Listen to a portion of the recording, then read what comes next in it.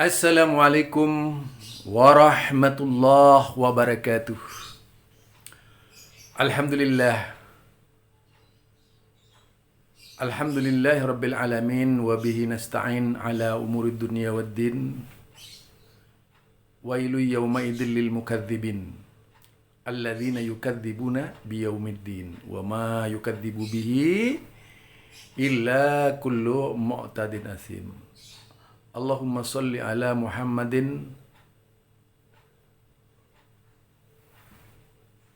wa sallama tasliman katsira.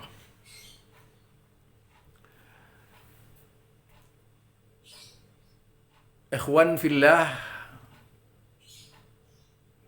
kembali bersama Zulkarnain El-Maduri.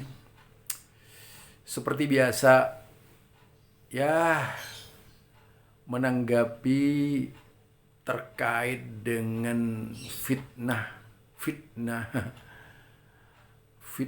yang bertebaran di internet, ya, atau juga terkait dengan berita-berita hoax, juga pemahaman-pemahaman yang bersifat antagonis. Jadi pemahaman-pemahaman yang bersifat antagonis itu maksudnya adalah ketika perbedaan disikapi dengan kasar gitu. Ketika perbedaan bisa disikapi dengan cara tidak bersahabat. Ini banyak dilakukan oleh sahabat-sahabat kita sesama muslim, bahkan mereka memperlakukannya lebih dari agama lain. Dan biasanya sikapnya itu lebih mengagungkan agama lain ketimbang saudaranya sendiri akibat dari perbedaan. Yaitu konsep perbedaan didasarkan pada doktrin-doktrin yang cukup membahayakan. Ya, doktrin bahkan mengesankan, padahal belum tentu yang dibicarakan di suatu tempat itu adalah masalah bid'ah, karena mereka juga tahu tempat, tetapi karena kebencian yang didahulukan atas alasan keamanan dan sebagainya, juga rasa tidak simpatik yang ditunjukkan oleh lawannya yang kebetulan mayoritas gitu, sehingga melakukan kelompok minoritas itu tidak sebagaimana yang diharapkan.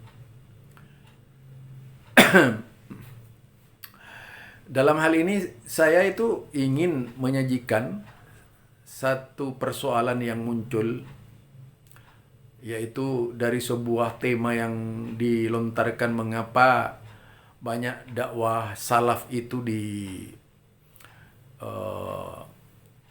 usir dari suatu wilayah itu. Banyak dakwah salaf itu dibenci di suatu wilayah gitu. Ya, yang benci tentunya mereka yang berbeda paham.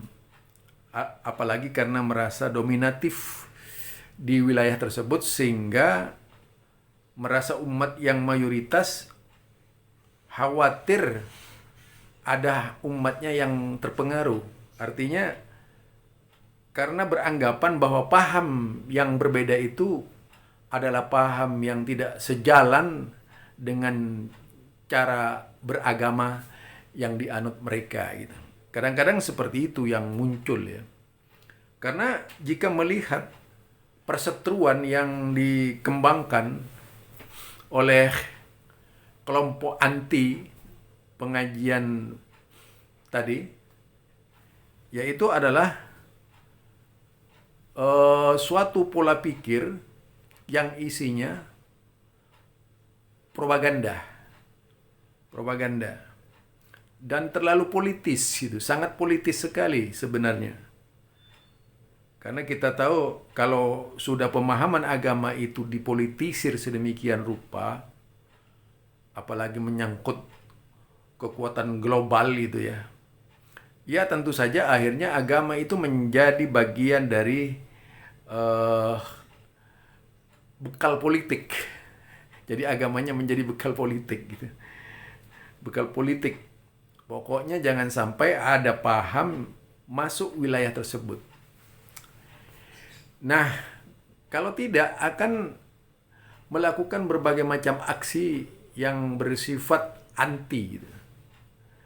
Bersifat anti dan provokatif kepada umat melalui berbagai macam cara, yaitu mengembangkan karakter kebencian bukan saja terhadap yaitu masyarakat, tetapi juga pada pelajar yang kebetulan berada dalam ruang lingkup pendidikannya, sehingga para pelajar ini dikerahkan untuk bersama-sama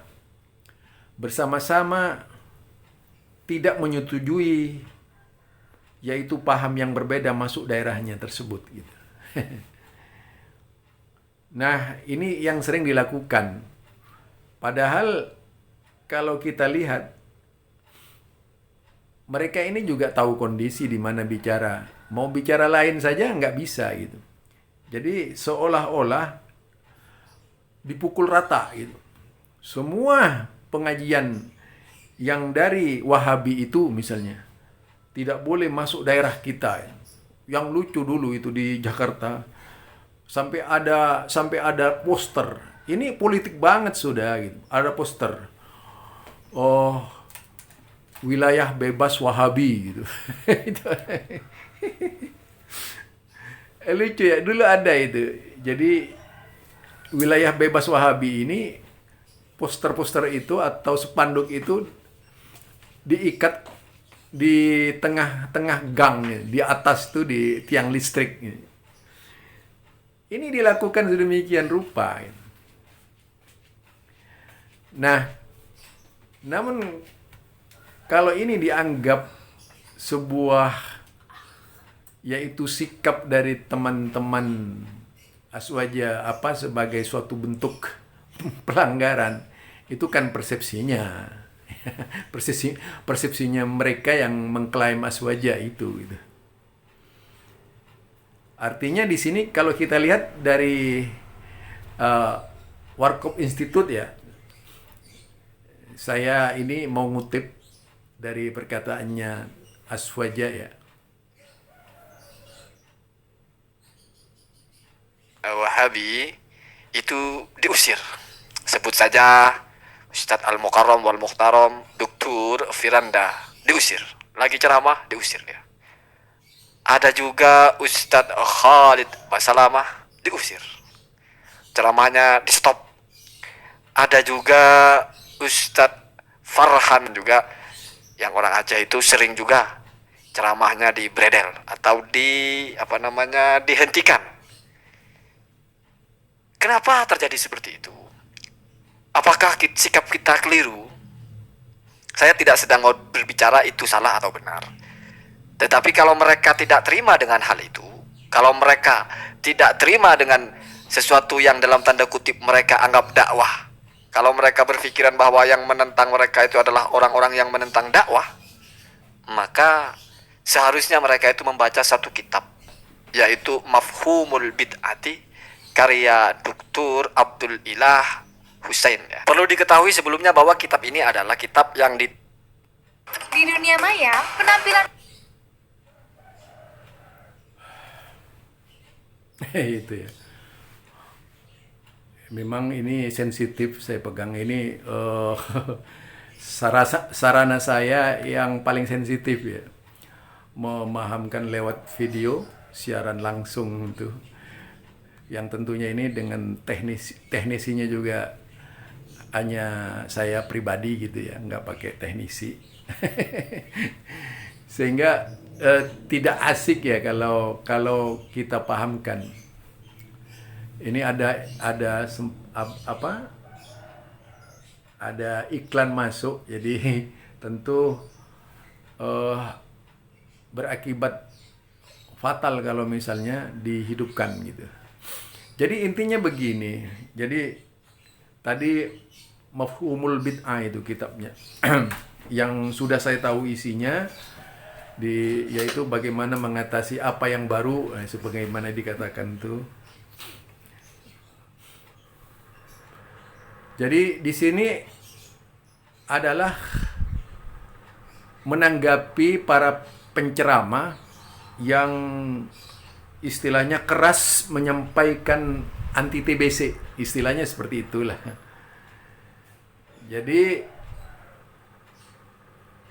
kalau dulu itu ada di zamannya NU dan Muhammadiyah ada wadah, ya ada wadah diskusi yang dirintis oleh Kiai Haji Mas Mansur dengan Kiai Haji Wahab Hasbullah. Dalam lembaga tersebut, lembaga diskusi Islam tersebut itu terjadi puluhan tahun yang lalu ya, yaitu sekitar tahun 30-an, 40-an ya, 40-an sampai 50-an, tapi itu hanya sebentar saja karena memang jalannya sering keluar dari jalur gitu ya, dari kedua-duanya, hingga pertemuan berkala diskusi Islam itu dihentikan. Sebenarnya ini terjadi ya, mungkin ini jalan lebih bijak, jalan yang lebih konstitusi, istilahnya seperti itu. Karena di dalam Islam itu sendiri kan mengajarkan lemah lembut. Ketika menghadapi orang yang berbeda, kenapa tidak dibentuk saja lembaga diskusi bersama gitu. Ya, artinya adalah sebuah kesempatan untuk menguji kebenaran itu, sehingga tidak ditanggapi dengan cara yang brutal. Kalau tadi berpedoman kepada kitab Mafhumul Bid'ah itu itu kan mengajarkan kekerasan tuh. Apa yang baru itu? Ujung-ujungnya disuruh tangkap belakangan tuh. Jadi kalau berbicara dari arah sana, artinya memang sudah tidak ada lagi jendela demokrasi ya. Apalagi Indonesia ini menganut demokrasi. Sekeras apapun pemahamannya ditolerir di Indonesia ini. Masa agama yang berbeda saja boleh, kemudian paham berbeda tidak boleh di satu daerah dan harus pindah? Itu namanya sama saja dengan pembaikotan gitu. Artinya memang tidak tepo seliro cari wong Jawa. Apa ya? Kalau soal diskusi misalnya satu berbicara bid'ah dan satunya berbicara sunnah, kemudian berbicara tentang bahaya bid'ah dan sebagainya, juga kan mereka punya landasan yang kuat, bukan hanya dari kelompoknya mereka yang berbeda ya. Jadi misalnya dari kelompok Warkop Institute itu punya kelompok, ya jelas ditata juga di atas pemahaman kitab. Kan tinggal adu kitab saja, bagaimana definisi kitab itu sendiri sebenarnya gitu. Ini permasalahannya, ada masalah kemudian didalangi oleh tokoh-tokoh umat untuk menggerakkan massa menolak paham yang berbeda itu. Jadi permasalahannya di sana yang terjadi. Sebenarnya reaksi di tengah-tengah umat itu tidak ada. Yang justru ada yaitu para tokoh-tokoh umat tertentu di lokal yang merasa terpukul dengan ceramah ustadz-ustadz tersebut gitu. Misalnya ada yang merasa terpukul dengan Khalid Basalamah, ada yang merasa terpukul pengajiannya tidak sebesar itu permasalahan.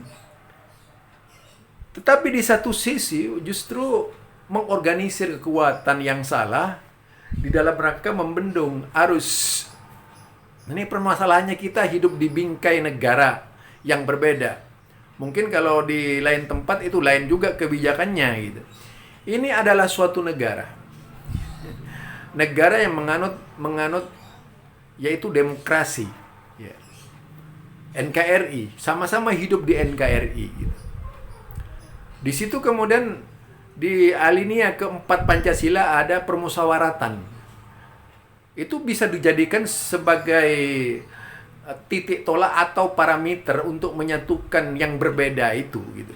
Menyatukan yang berbeda dalam sebuah ruang diskusi secara khusus. Bukan diskusi liar ya. Kalau diskusi liar itu kan biasanya ngotot tuh, diskusi liar. Jadi harusnya yang berbuat itu bagaimana kalau pemerintah ini kan bisa, misalnya Departemen Agama buat SKB 3 menteri karena perbedaan perbedaan agama saja bisa gitu. Sehingga tidak terjadi gejolak ya, tidak terjadi gejolak itu di beberapa agama. Kenapa tidak bisa terjadi gejolak itu? Nah, kemudian justru di dalam tubuh Islam, mengapa tidak dibuat juga oleh pemerintah itu lembaga itu, yang secara sah bisa melakukan diskusi di dalamnya, pertemuan-pertemuan antar para ulama. Ini memang seolah-olah ada maksud dan tujuan, yaitu ingin membenturkan perbedaan tadi gitu. Jadi kalau mau berbicara kritis saya juga bisa gitu tuh, Mas Warkop ya. Penampilanku harus terjaga. Tapi di dunia nyata kadang suka panik juga. Untuk Octomobile beneran brilian. Yang ditulis untuk menepis atau mengkanter golongan-golongan yang sempit dalam memahami bid'ah. Jadi golongan-golongan yang selalu mengatakan ini bid'ah, ini sesat, ini bid'ah, ini sesat. Atau masuk kepada istilah manhaju tad'yiki al-bid'ati. Manhaj yang menyempitkan makna bid'ah. Sehingga menurut dia antara bid'ah dan bukan bid'ah itu sama dengan antara Itu lagi ya. Kalau berbicara tentang manhaj itu kan berbeda. Itu kan manhaj yang dianut oleh kelompoknya Warkop. Itu kan jelas wawasannya itu beda. Nah, karenanya antum itu menyodorkan kitab kepada manhaj yang berbeda. Antum menawarkan kitab, pemahamannya kitab antum itu kepada manhaj yang berbeda di dalam memahami agama itu. Memahami agama Islam. Nah, ketika orang ini, syekh ini yang menulis kitab dengan manhajnya sendiri, ya. Orang juga punya manhaj itu. Nah, di sini perbedaannya. Kalau kemudian harus menganut manhaj kitab yang dibaca antum, itu juga ditanggapi, bukan berarti tidak ditanggapi itu. Jadi artinya manhaj seperti itu dari sudut pandang antum, kelompoknya antum, itu baik gitu. Tapi berbeda juga manhaj dari sudut pandang kelompok yang berbeda. Dalam hal ini misalnya Salafi atau yang dikenal oleh antum Wahabi misalnya. Tentu saja juga punya landasan-landasan berpikir gitu. Kebijakan-kebijakan berpikir juga ada. Dalam pengertian definisi-definisi bid'ah, memahami bid'ah dan sebagainya gitu. Karena memang dari sananya sudah berbeda-beda di dalam memahami agama. Lah kalau memang merasa misalnya ada perkataan yang tajam menukik, menyerang kelompok antum, saya kira itu perlu ditanggapi dengan bahasa juga gitu ya. Ya tidak perlu marah, namanya dunia intelektual apalagi hidup di dalam negara demokrasi. Nanti seperti ya kelompok buzzer ya. Sedikit-sedikit lapor, sedikit-sedikit lapor, sedikit-sedikit tangkap gitu. Itu justru tidak menunjukkan sikap bisa menerima pendapat orang lain gitu. Dan pergerakan massa itu bukan tanpa kendali. Jadi ada tokohnya. Jadi kalau di dalam bahasa yang tidak simpatik itu biangnya gitu. Jadi ada tokoh, ada aktor intelektual lah di belakangnya. Tidak mungkin sebuah gerakan itu terjadi. Yang seharusnya aktor intelektual itu juga punya wawasan yang luas gitu. Bukan mempolitisir keberadaan perbedaan di Indonesia ini untuk saling dibenturkan. Jadi maunya dibenturkan kan, dibenturkan gitu. Kemudian menguji emosi kelompok lain, emosinya kelompok lain dengan berbagai macam cara. Kemudian juga sampai yang lucu lagi itu sampai lapor ke aparat dan sebagainya. Gitu. Jadi semuanya itu bukan tanpa kendali. Ada aktor intelektualnya. Tidak bisa itu sebuah wilayah bergerak begitu saja tanpa ada ide-ide yang dituangkan di dalam salah satu sikap untuk memancing emosi, dan terlalu politis tuh kalau kita lihat. Jadi akhirnya agama itu menjadi komoditi politik. Akhirnya diperankan agama itu, perbedaan itu dengan cara lapor-laporan kepada pihak aparat. Nah, ini sudah nggak bagus menurut saya. Artinya bukan lagi intelektual sebagai intelektual muslim. Justru yang dipakai itu adalah sikap-sikap arogan yang tidak menunjukkan lapang dada mereka, dipicu ketidaktahuan di dalam memahami agama. Salah satu ya itu tadi. Kalau antum menyodorkan kitab seperti itu kepada ya teman-teman Salafi dan Wahabi, beranggapan bahwa mereka itu kurang kitabnya, itu salah banget. Mereka juga punya prinsip, punya kitab, punya manhaj yang berbeda ya. Seperti nggak usah jauh-jauh lah.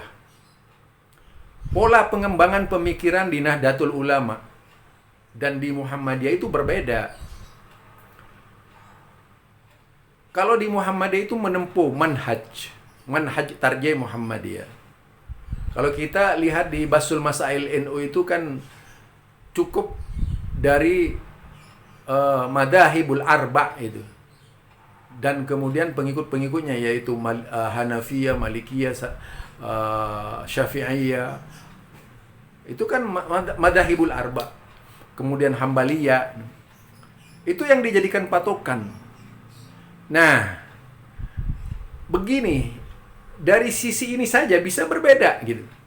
Ketika Muhammadiyah berbicara Quran, ketika Muhammadiyah berbicara hadis, kelompok di sana berbicara mazhab, itu udah beda itu. Contoh Pak, satu pandang. Saya kasih satu pandangan saja. Ini yang seharusnya bisa dipelajari oleh antum juga, kalau saya bisa memberikan masukan ya. Contoh saja, kunut. Ini masalah basi, ya, masalah basi. Kunut misalnya. Sudah pasti perselisihan mazhab itu ada. Siapa yang tidak berkunut dan tidak kunut. Kemudian sikap dari Nahdiyin. Jadi seluruh Nahdiyin itu berpanduan kepada yaitu mereka yang berkunut. Jadi berpanduan kepada mazhab yang berkunut misalnya.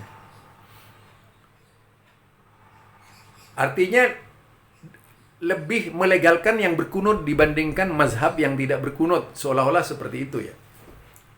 Ini satu contoh. Di Muhammadiyah tidak seperti itu. Bukan pendapatnya yang diangkat oleh Muhammadiyah, pendapatnya imam-imam itu tadi yang berbeda. Tetapi manhaj yang dipakai oleh imam yaitu Quran dan As-Sunnah. Misalnya dari sisi hadis kunutnya yang dibahas itu dari sisi ilmu hadis oleh Muhammadiyah. Artinya di sini tidak berteduh di balik satu mazhab. Bisa saja semua pendapat mazhab dianggap salah, bisa saja semua pendapat mazhab itu dianggap benar. Setelah melakukan telaah mendalam terhadap dalil yang dipakai oleh mazhab. Itu yang dianut oleh Muhammadiyah. Jadi bukan tidak bermazhab ya. Artinya justru paling berpegang teguh kepada perkataan-perkataan mazhab dalam hal menyikapi mazhab. Pernyataan-pernyataan empat imam terhadap mazhab.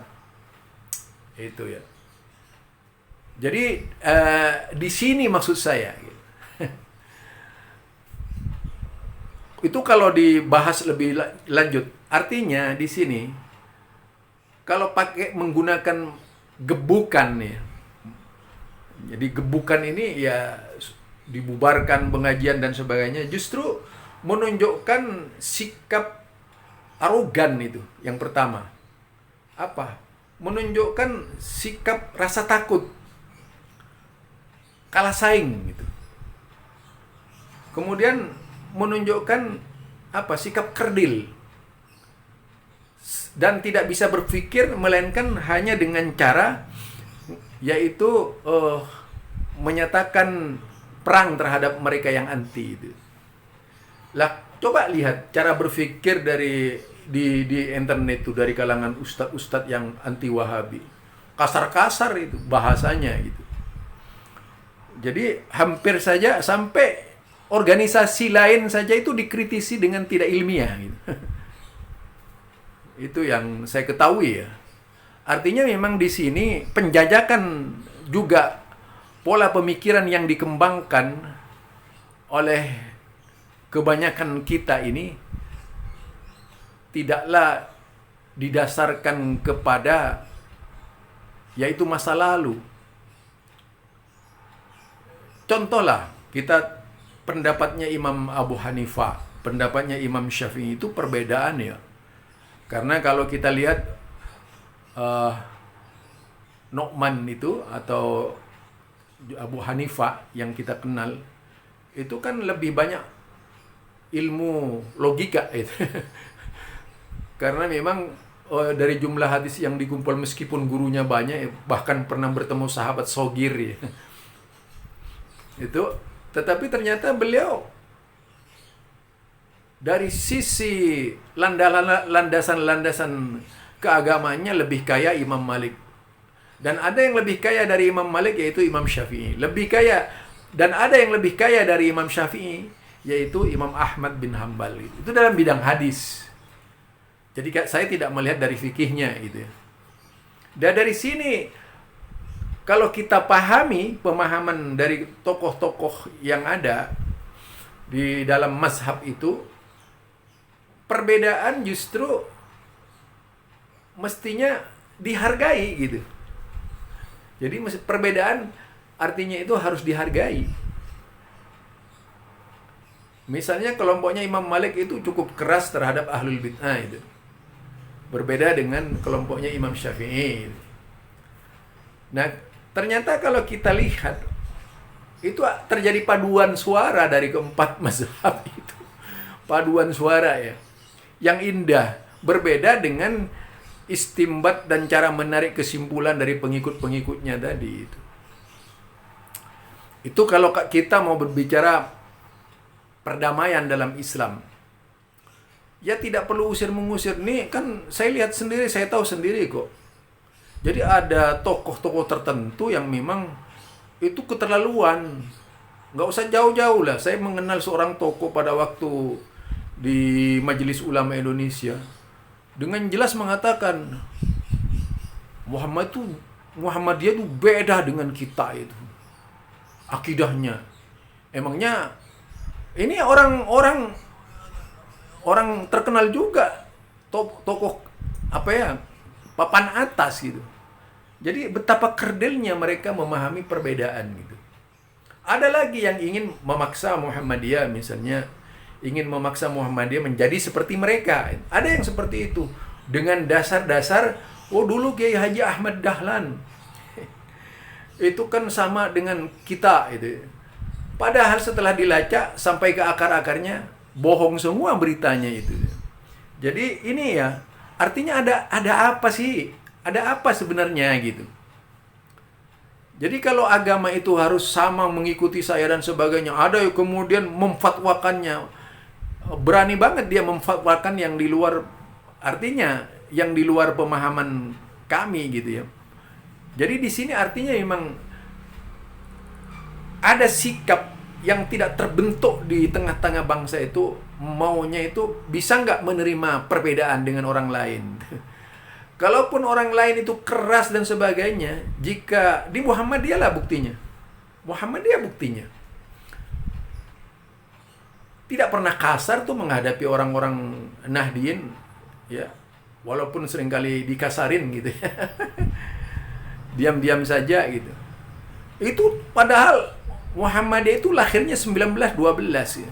Tapi reaksi keterlaluan itu tidak pernah ditunjukkan. Nah, ini reaksinya sangat keterlaluan ya, ditunjukkan gitu. Apa? Reaksinya berlebihan. Ini yang disebut gulat fissolihin. Apa? Karena begitu taklidnya kepada tokoh-tokoh tertentu di daerah-daerah yang mengusung paham-pahamnya itu, akhirnya tunduk dan patuh, dikerahkan saja, mau begitu saja. Ya, mau begitu saja dikerahkan sebagai sebuah kekuatan membendung arus pemikiran. Jadi kalau berbicara mengenai pemahaman agama ini, ketika didorong, ya pada intinya nanti memicu permasalahan itu.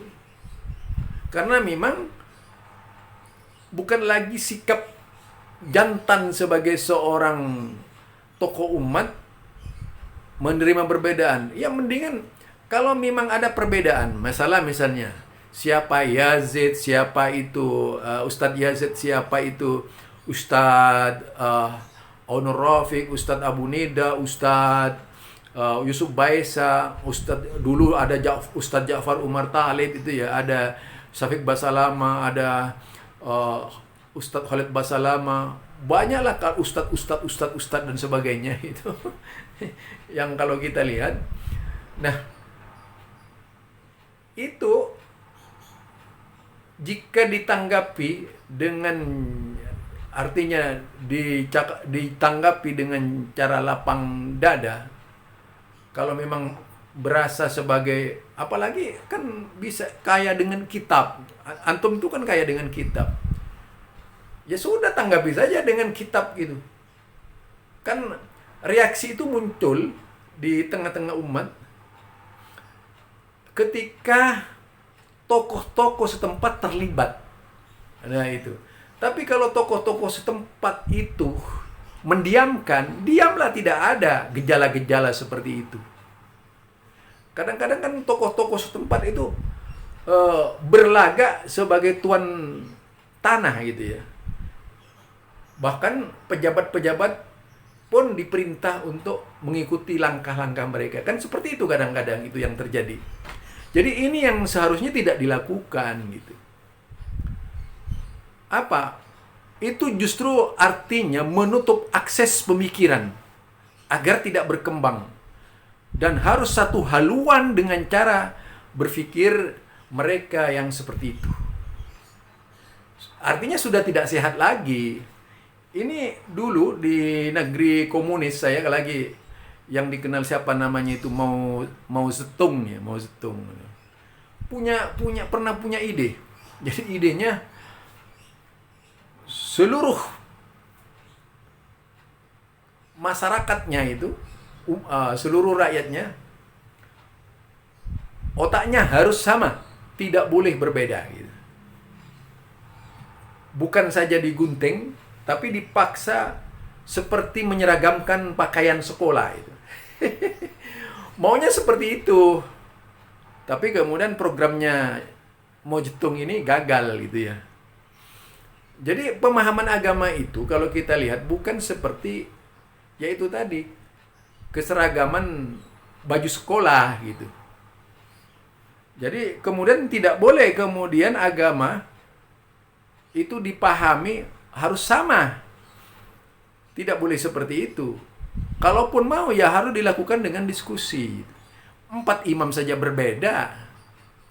Tapi kan tidak saling lapor pengikutnya 4 imam. Laporkan ini Imam Syafi'i, ini enggak kan itu. Jadi perbedaan, bahkan itu dalam satu daerah ada 4 mazhab terjadi.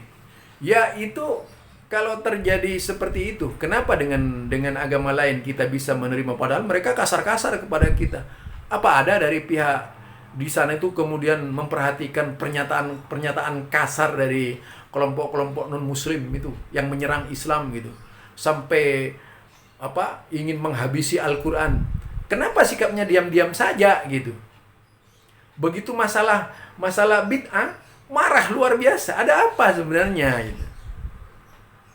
Jadi di sini letaknya. Ketika ada tokoh-tokoh di luar Islam menyerang Islam, sampai sekarang masih ada. Kalau antum lihat di YouTube itu, coba yang bergerak mengatasi yaitu penghinaan, pelecehan dan sebagainya di YouTube itu kan kelompok-kelompok muda yang memiliki kemampuan di bidang Alkitab dan sebagainya kan. Artinya akhirnya berbicara bidang di situ. Artinya di sini mereka itu cukup tegas dan kuat persatuannya di internet. Ada Ustadz Zoma, ada Yonatan Nandar dan sebagainya gitu. Ada itu dari kelompok Abdullah Wasian Foundation di Surabaya. Semua mereka itu bersatu menanggulangi tadi pola-pola yang dikembangkan oleh agama-agama di luar Islam tadi dalam rangka mempengaruhi cara berpikir Islam. Masalah puasa dibicarakan tidak pada tempatnya, masalah Al-Quran pun dibicarakan tidak pada tempatnya, lafaz Allah pun dibicarakan tidak pada tempatnya. Apa sakit hati mereka itu umatnya di kalangan tadi yang suka mencegah pengajian? Kenapa tidak ini saja dipermasalahkan gitu? Jadi menurut saya cara berpikirnya seperti itu tuh kurang pas apa yang disampaikan oleh antum itu. Jadi merumuskan, kalau perlu yang merumuskan apa tadi itu, seperti istilah tanwir wa tafkir tadi itu, lewat sebuah diskusi. Itu lebih baik. Jadi diundanglah. Tentunya tidak pakai ramai-ramai. Dulu itu pernah dilakukan oleh NU sekali itu dengan Kiai Haji Zainal Abidin misalnya ya. Nah itu kenapa bisa pada waktu itu? Nah seharusnya itu yang dilakukan. Sekarang memang ada keinginan agar terpisah gitu. Ya oke lah. Atau langkah baiknya ya udah jalanlah masing-masing. Kita saling menghargai. Nggak perlulah kemudian sakit hati karena dibilang bid'ah dan sebagainya. Jadi saya kira kitab itu juga ada ya. Ada kitab, ada kalau berbicara manhaj pemikiran seperti itu, itu terlalu banyak di kalangan Wahabi kitab-kitab seperti itu. Juga yang menerangkan kitab bagaimana dakwah da'yan ilallah, sudah dijelaskan mengenai da'yan ilallah. Ada kitab yang namanya Du'atun ila abwabi jahannam gitu. Ada seperti itu juga dan sebagainya. Dan manhaj juga ada berbagai manhaj di dalam memahami Islam itu sendiri, istilah-istilah itu sendiri. Ada semua itu di dalam pemahaman mereka. Sama dengan organisasi. Organisasi juga punya manhaj masing-masing.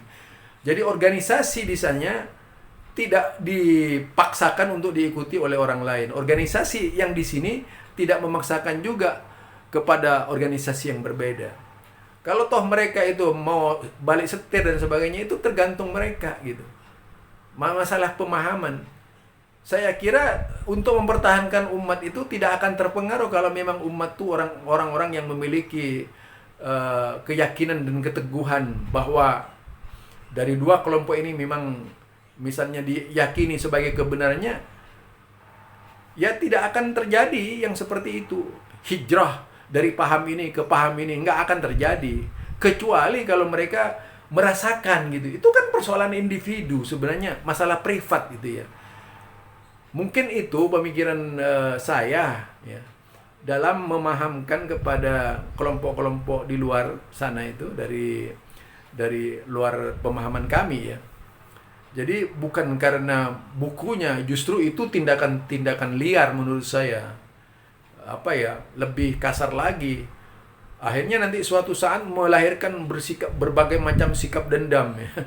Lihatlah politik di Indonesia ini. Apa sikap dendam yang akhirnya muncul kan di tengah-tengah umat nih. Di masa Orde Lama, Orde Baru, kemudian Orde gitu. Artinya apa? Akhirnya ya itu, emosi masa lalu muncul lagi gitu. Emosi masa Orde Baru muncul lagi. Apakah seperti itu yang ingin ditanamkan kepada umat? Jadi sikap arogan itu yang seharusnya diberi nasihat sebaik-baiknya ya. Artinya tindakan seperti itu apa? Sudah merasakan gitu. Seolah-olah umatnya akan diambil. Seharusnya kalau memang seorang ulama menjadi panutan, tidak perlu berpikir yang aneh-aneh gitu ya. Justru menenangkan umatnya. Itu maksud saya. Ini barangkali dari saya. Innamal mu'minuna ikhwatun fa aslihu baina akhawaykum. Subhanakallahumma wa bihamdika asyhadu an la ilaha illa anta astaghfiruka wa atubu ilaik.